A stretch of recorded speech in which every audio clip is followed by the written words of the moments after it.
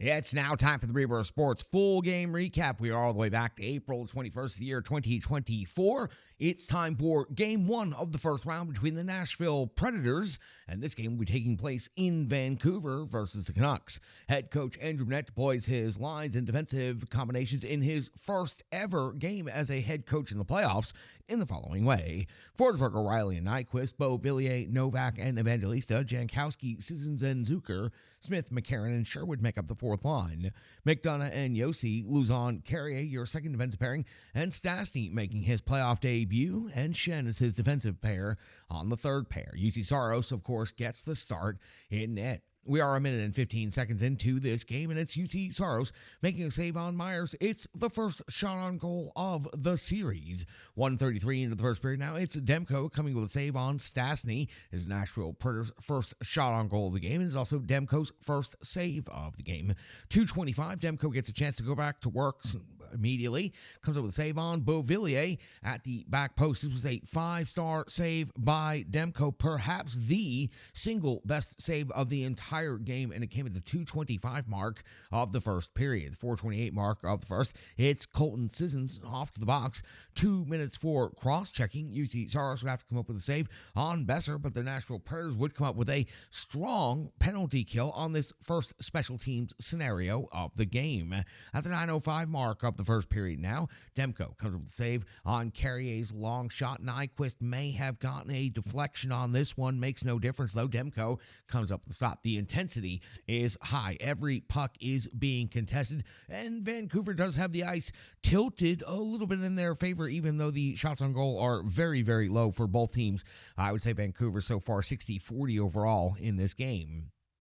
13:36 in the first period. It is Myers. He misses the net on a 3-on-2 rush. Then at 14:26, Lindholm has a deflection that goes just wide left. So two really good scoring chances for the Vancouver Canucks, but they're unable to register a shot on goal. 16:07 of the first period. Now Demko gets the save on Luke Evangelista. And at 16:15 of the first period, the Nashville Predators break through with the first goal of the series. It is Zucker getting his first goal of the playoffs. A wrist shot from the top of the circle.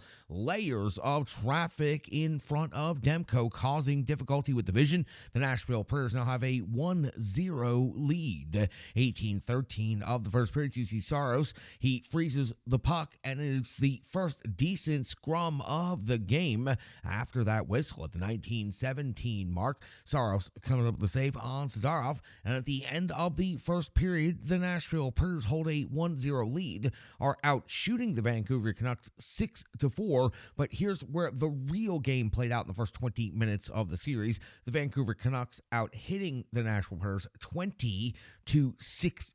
The teams obviously trying to soften each other up before going on the attack. 16 seconds into the second period on the clean sheet, it is Demko coming with the first save of the period, and that is on Sherwood. 47 seconds into the second period, it is Lindholm breaking through for the Vancouver Canucks and tying this game up at one apiece. Of course, it is his first goal because it is the Canucks' first goal of the series.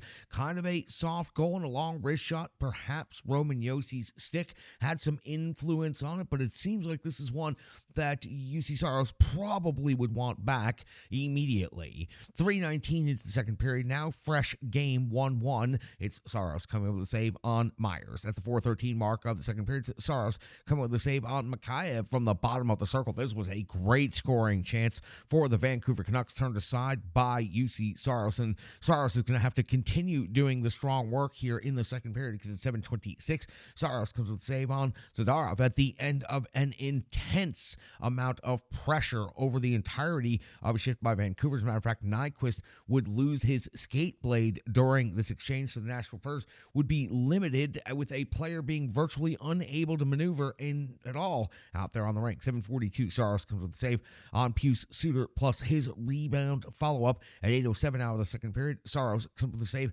on Quinn Hughes. At 9:45, the Nashville Predators get a reprieve from the pressure momentarily as Bluger picks up a penalty, 2 minutes for interference on Luzon, who was driving hard to the net. It is the Nashville Predators and Ryan O'Reilly converting on the power play. O'Reilly's first goal in the playoffs and his first playoff goal as a Nashville Predator is a top corner snipe. Luke Evangelista does the flyby. Did he have influence over the glove? No challenge, no referee deemed a review necessary. The goal is on the board, 2-1 now in favor of the Nashville Predators. We are at the 11:52 mark of the second period, now past the halfway point in game one, and it's Demko coming up with the save on Colton Sissons at 13:13 in the second. It's Susie off the box, 2 minutes for holding on Tommy Novak. Demko comes up with the save on Ryan McDonough. The Nashville Predators, plenty of zone time, plenty of possession, but unable to generate the scoring chances necessary given this opportunity. 15:37 into the second period. Now it's Saros coming with the save on Hughes through layers of traffic. 15:56 in the second. Hronek comes up with a save. Is off the box. 2 minutes for holding the stick. Demko comes up with a save on Zucker. But again, that would be it for the Nashville Predators power play. Only able to generate one shot on goal at the 19:48 mark of the second. Saros comes up with a save on Garland. That leads to a lengthy scrum. No penalties given out here as we head to the end of the second period. Nashville Predators leading 2-1. Vancouver now out shooting Nashville 14-12. So the Canucks had 4 shots on goal in the first period, 10 total shots in the second period. We go to the clean sheet. The Nashville Predators look to protect a 1-goal lead, but it is Luzon at 37 seconds in the period. Off to the box, 2 minutes for cross-checking. Saros would come up with a save on Miller, and then Saros would come up with another save on Pedersen. The Nashville Predators penalty kill would survive this scenario. We go to the backside of the sheet, and at 4:29 in the third period, we find DiGiuseppe off to the box. 2 minutes for tripping on O'Reilly. The Nashville Predators getting another power play opportunity, and it's Demko coming up with a save on Philip Forsberg. And you got to give credit to the Vancouver Canucks penalty kill. Yet another power play where the Nashville Predators are only able to generate one shot on goal. And really, this was a disjointed power play. The Predators really were very limited by Vancouver. 8:36 now of the third period. Demko comes up with a save on Colton Sissons. Small scrum after that play. At 8:59 of the third period, it's Hughes, his first goal of the playoffs. It is a long shot through layers of traffic. Both teams utilizing multiple layers of traffic and screens to affect the goaltender. Hughes gets his first of the playoffs, tying this game up at 2 apiece. While the crowd is going wild and everyone is celebrating, and before the Nashville Predators can even take that first breath and gain composure, it is just 12 seconds later at the 9:11 mark of the third period when Joshua picks up his first goal of the playoffs. It is a turnover behind the net that led to Joshua being wide open in the slot to receive the pass. Carrier had one opportunity to deflect that puck, but was unable to get it as it went right through him. He got all twisted up, and Joshua converts from close range with his first goal of the playoffs, giving the Vancouver Canucks a 3-2 lead now in the third period. And if you thought the rink was loud from the goal that was scored 12 seconds earlier, now the place is going certifiably bonkers. We're now past the halfway point of the third period. It's 10:59 into the third, and when Saros comes up with a save on Garland at the 12:35 mark of the third period, UC Saros comes with a save on Hronek at 13:16. Demko a save on Luke Evangelista. Luke driving the net hard there, looking to make a play at 15:11 of the third period is Demko coming up with a save on Philip Forsberg. The Nashville Predators would go to the empty net scenario in the 6-on-5 attack with just about 2 minutes remaining.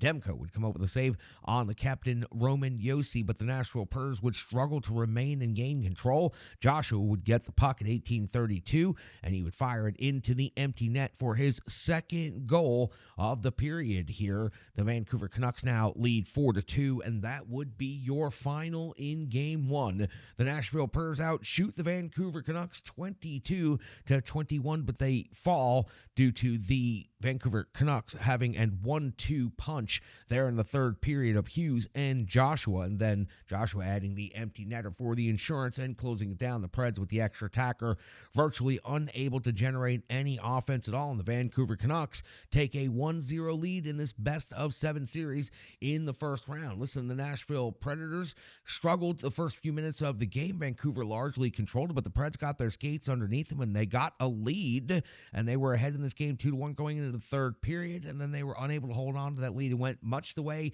the entirety of the regular season series went. The Preds now 0-4 in total if you combine the 3 games from the regular season. That's going to do it for the Reverb Sports full game recap of Game 1, analysis, box score, and so much more coming up next right here on the Renegades of Puck podcast.